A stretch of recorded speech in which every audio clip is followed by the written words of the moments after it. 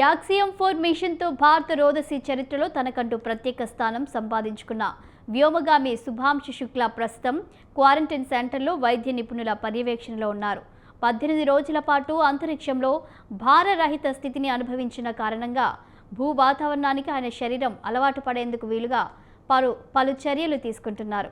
ఇందులో భాగంగా శుక్లా క్వారంటైన్ సెంటర్లో మళ్లీ నడక నేర్చుకుంటున్న పరుగు సాధన చేస్తున్న వీడియోలను ఆయన సోషల్ మీడియాలో పోస్ట్ చేశారు.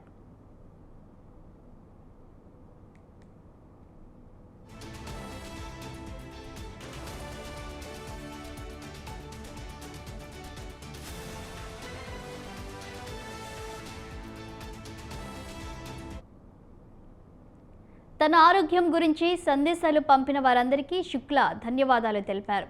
మైక్రోగ్రావిటీని అనుభవిస్తున్నప్పుడు శరీరంలో పలు మార్పులు, హృదయ స్పందన రేటు, కండరాలపై ప్రభావం వంటివి ఉంటాయన్నారు ఆయన.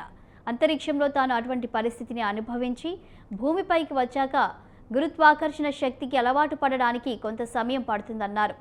శరీరం కొత్త వాతావరణ పరిస్థితులకు అనుగుణంగా వేగంగా మార్పు చెందడాన్ని గమనించి తాను చాలా ఆశ్చర్యపోయానని శుక్లా పేర్కొన్నారు.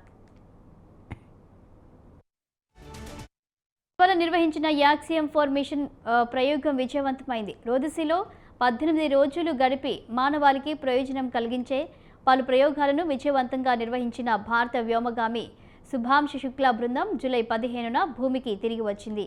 వచ్చిన వెంటనే వ్యోమగాములను క్వారంటైన్ సెంటర్కు తరలించారు. వ్యోమగామి శుభాంశు శుక్లాతో పాటు పెగ్గీ విట్సన్, స్లావోడ్స్ ఉజ్నాన్స్కీ, విస్నియేస్కీ, టిబర్ కపులు ఈ బృందంలో ఉన్న సంగతి తెలిసిందే. ఇస్రోకు చెందిన వైద్యాధికారులు వ్యోమగాముల ఆరోగ్యం, ఫిట్నెస్ను నిరంతరం పర్యవేక్షిస్తున్నారు.